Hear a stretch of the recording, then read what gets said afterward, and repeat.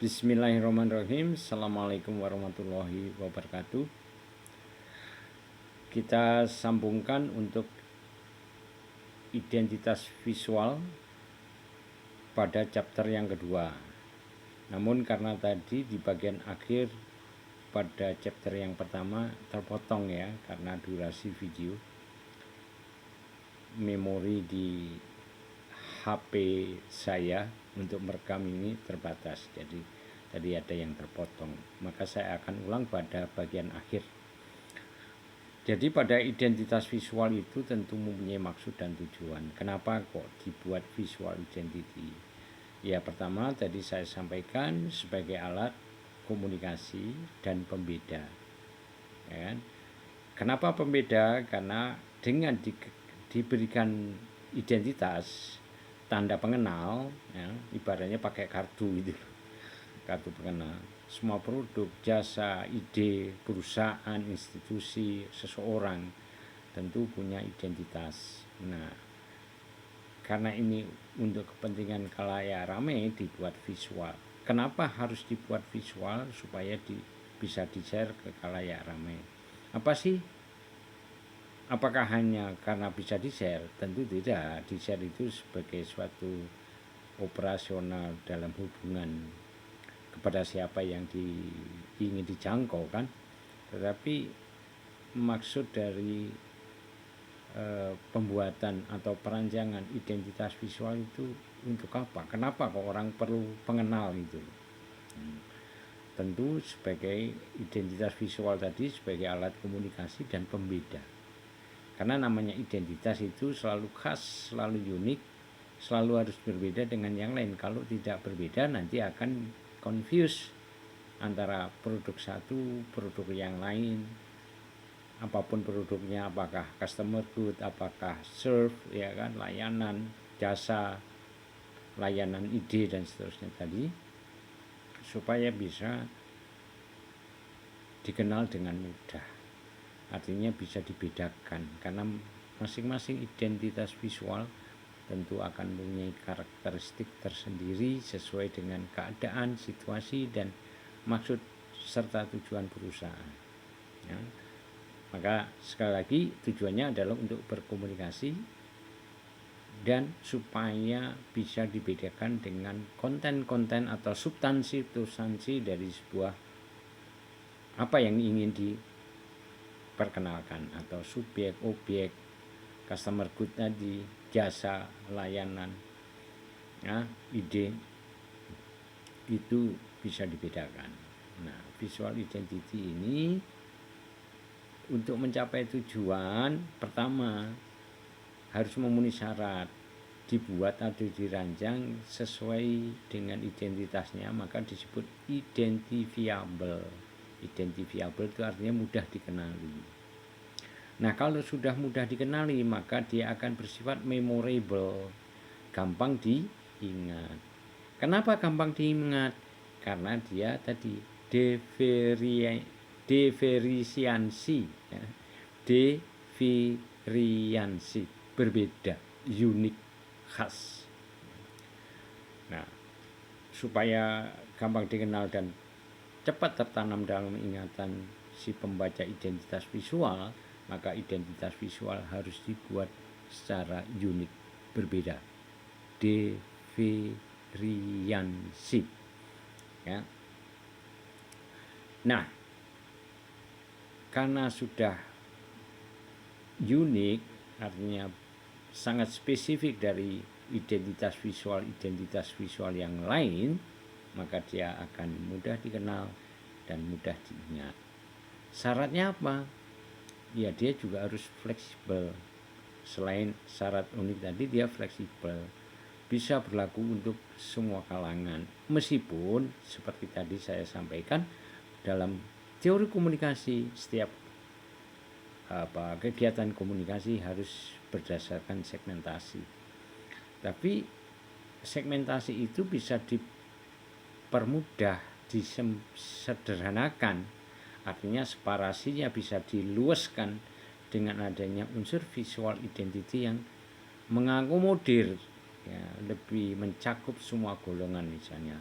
Artinya seperti tadi saya contohkan, masyarakat di Kediri, di Surabaya, di Jogja, di Depok, di Bojonggede, di Bekasi menerima logo Pepsi, logo Coca-Cola, McD, sepatu bata, atau apa yang khas lagi di ini, di kita ini. Sama penafsirannya, tidak bias penafsiran, ya. Orang Kediri, orang Tulungagung, orang Surabaya, orang Jogja, orang Depok, orang Bojonggede, semua menafsirkan identitas visual itu sama, yaitu konten berisi mencitrakan seluruh karakter dari apa yang identifikasi tadi. Misalnya ya kalau Pepsi, ya orang mengenal Pepsi itu sebagaimana dalam referensi pengetahuan dia tentang Pepsi. Demikian juga orang di Bojong juga referensinya sama tentang Pepsi. Kalau ada perbedaan itu juga tidak terlalu signifikan. Nah, itu namanya luas. Ya, bisa berlaku untuk umum. Juga luas dalam arti diterapkan di berbagai media, untuk stiker, untuk pin, untuk poster, ya kan, untuk sebuah cover buku. Nah, itu sama, ya, bisa diterapkan. Artinya tidak kalau jadi stempel berubah bentuk, enggak, ya kan, itu enggak seperti itu. Itulah namanya fleksibel, bisa diterapkan di berbagai jenis media tanpa mengurangi karakter media itu. Nah, itu luas, fleksibel. Lalu atau disebut juga plastis, ya, plastis itu ya lentur tadi. Plastis itu, kalau plastis itu sebenarnya arti katanya maknanya tiruan, sintesis, ya, kayak plastik itu kan sintesis. Tapi dalam pengertian seni rupa itu plastis itu ya karakternya tepat, presisinya. Misalkan Anda melukis kulit manusia, orang bule dengan orang Jawa, itu Anda bisa membedakan plastisitasnya. Kalau orang bule ya kemerah-merahan itu kan, kalau kita ya coklat atau sawo matang, ya, itu dalam melukis bisa dibedakan. Itulah namanya plastis. Membuat lipatan itu kayak persis kayak ini. Nah, ini namanya plastis. Presisinya mendekati akurasi, ya, itu plastis. Jadi luas, ya, ditempatkan di mana aja, identitas visual tidak berkurang karakternya. Lalu yang terakhir, persyaratan untuk mencapai maksud dan tujuan adalah sustainable, ya, berkesinambungan. Artinya orang ketika sudah tertanam image itu, dia terus menerus image itu tidak raib atau tidak hilang pada benak memorinya. Nah, setelah sustainable, berkesinambungan, dia extendable. Extendable itu apa?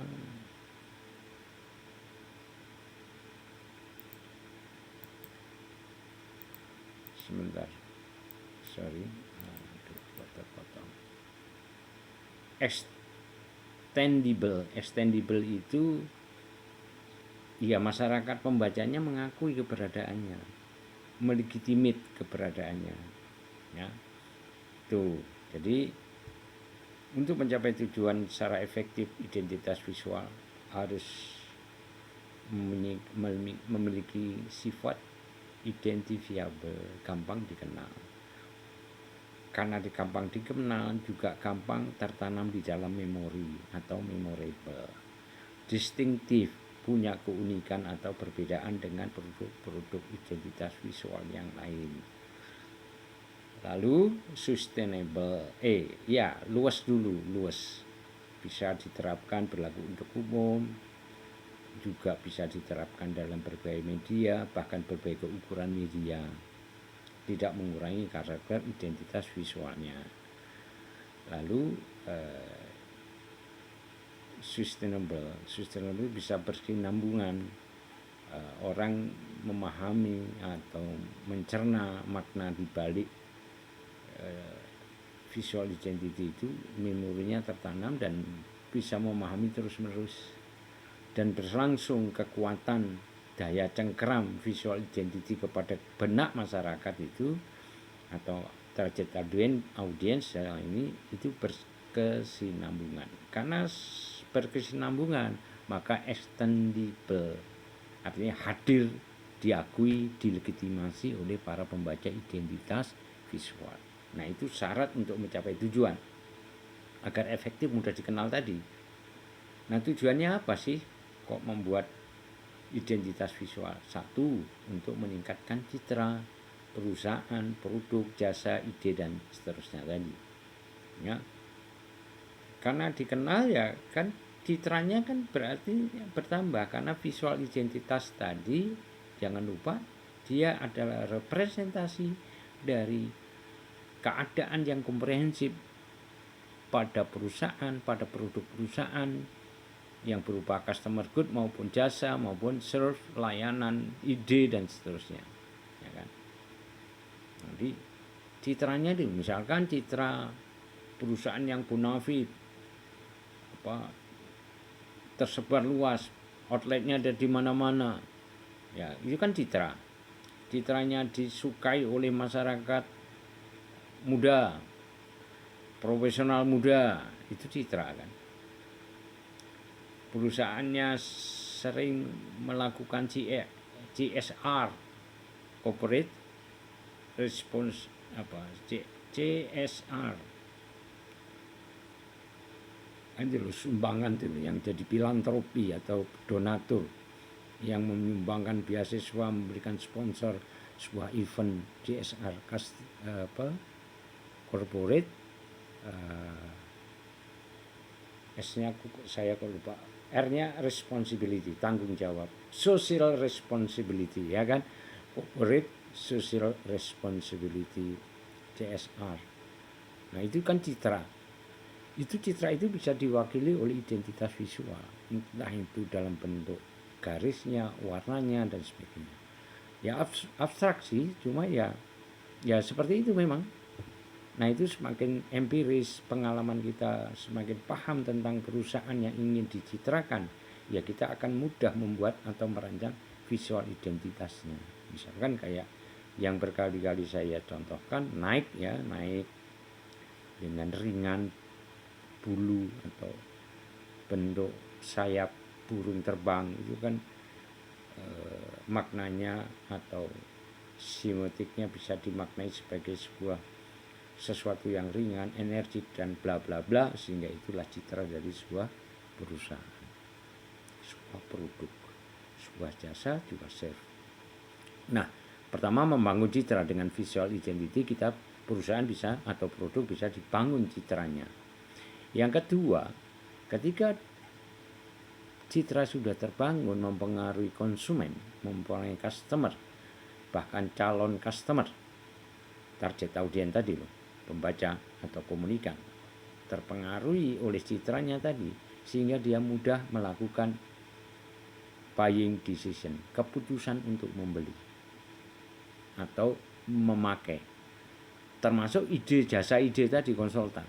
Kalau Anda banyak mempunyai permasalahan hukum, misalkan Anda punya tanah, aset tanah yang luar biasa banyak sehingga harus dikelola dan sebagainya.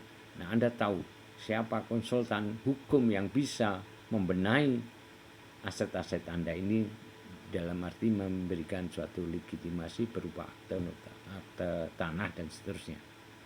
Ya, misalkan ada sengketa, tanah ini bersengketa dengan saudara Anda tahu kemana Anda harus pergi karena visual identity tadi.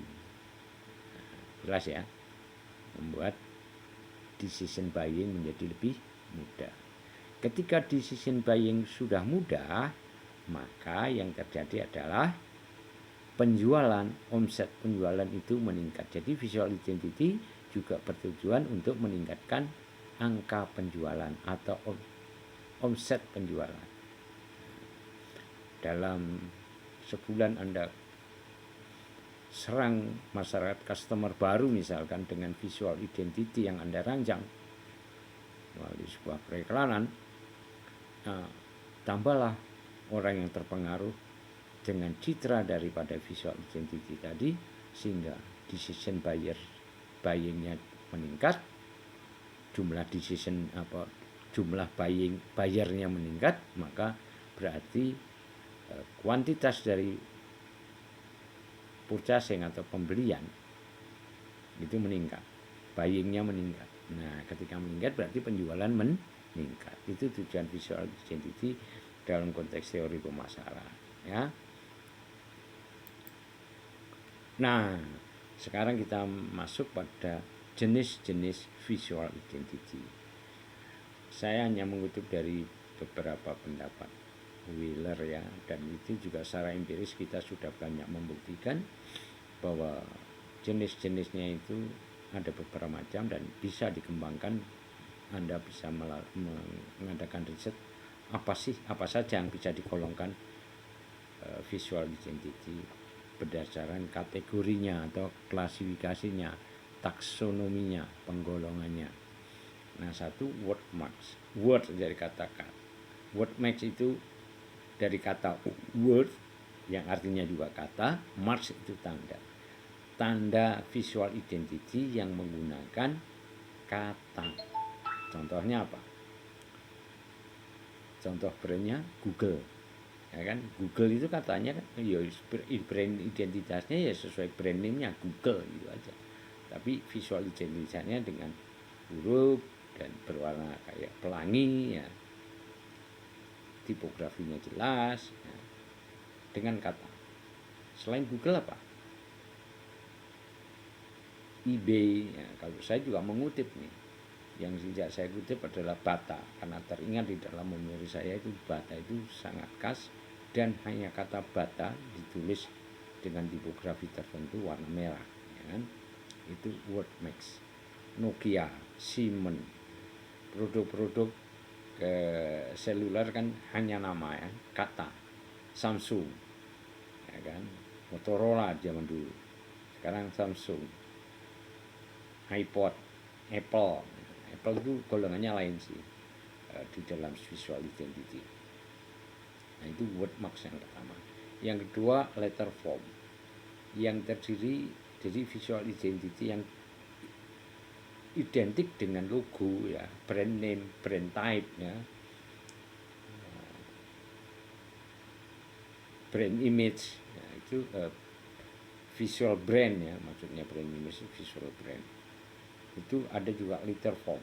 Letter itu dari kata letter, tulisan, form bentuknya tulisan. Kalau di dalam logo yang menggunakan letter saja itu namanya logo type, ya kan, logo type. Nah, misalkan kalau yang tunggal itu Unilever, hanya bentuk U, di dalamnya ada ornamen, ya kan.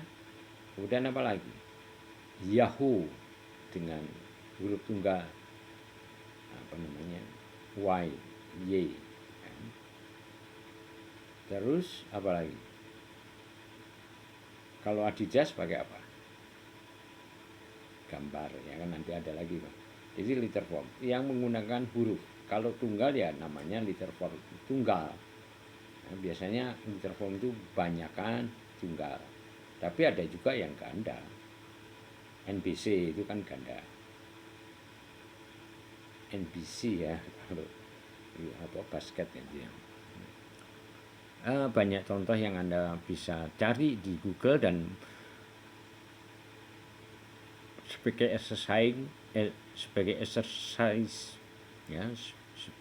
exercising Anda bisa riset di internet mana saja yang tergolong word marks, letter form, bagian dari latihan atau tugas. Jadi letter form tanda visual identity yang menggunakan huruf, ya, letter.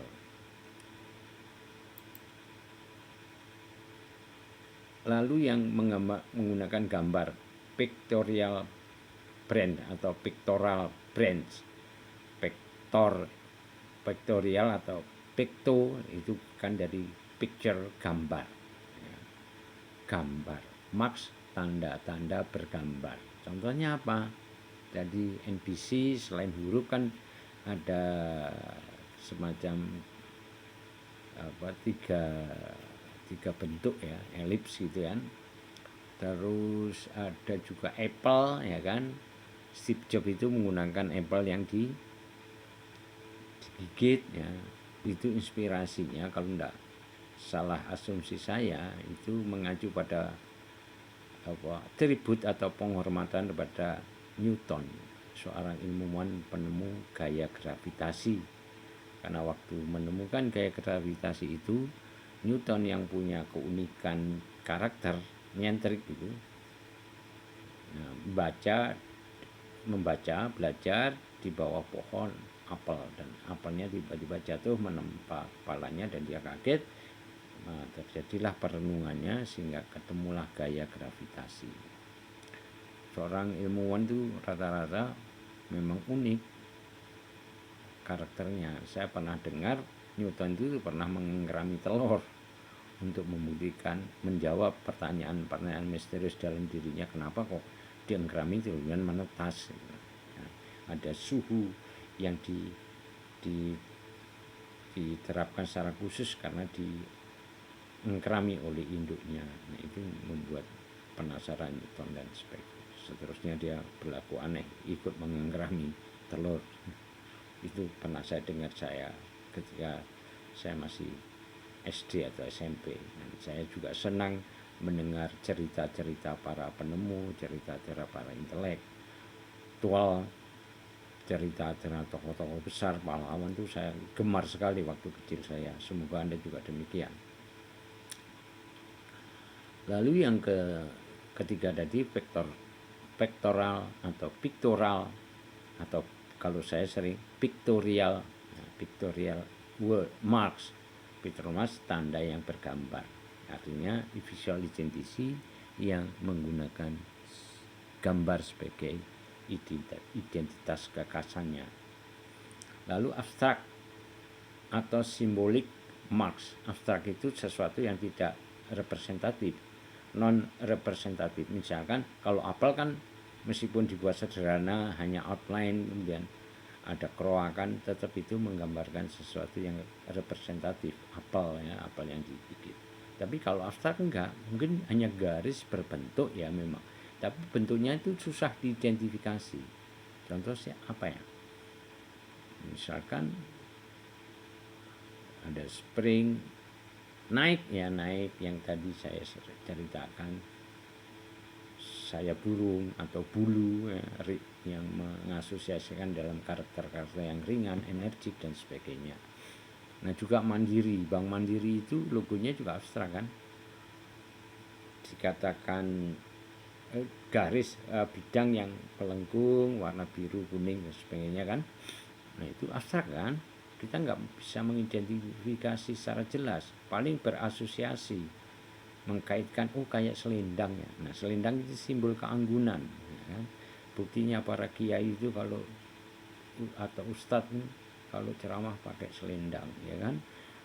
Kalau dalam pesta-pesta kejawaan gitu, orang-orang yang terbiasa memakai surjan beskap lengkap ada selendang, menunjukkan keanggunan. Atau ya kalau kita tafsiran juga menunjukkan taraf keilmuannya, dalam hal ini keilmuan spiritual. Nah itu abstract marks, salah satu jenis dari visual identity. Yang kelima adalah emblem. Emblem itu suka dipakai dalam seragam. Misalkan Trans TV, ada logo Trans TV, itu emblem namanya. Dalam satu packaging bentuk lingkaran kaleng ada logo, itu namanya emblem. Emblem badge ya, badge kalau dalam baju seragam.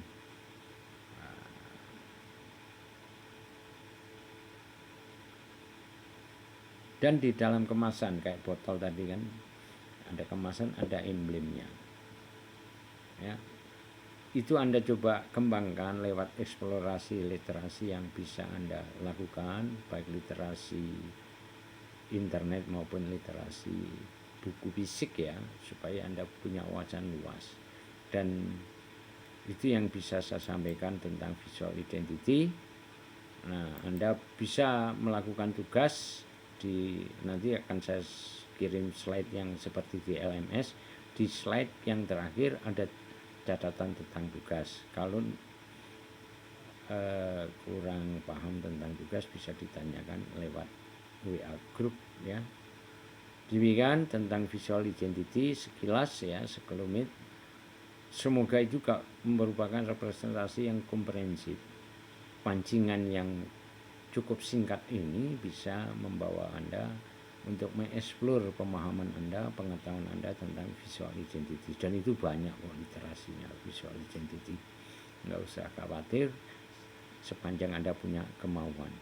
Demikian, terima kasih. Assalamualaikum warahmatullahi wabarakatuh. Nanti kita ketemu di sesi yang ke-12 mengenai karakteristik desain grafis. Ya, oke. Selamat berjumpa lagi nanti.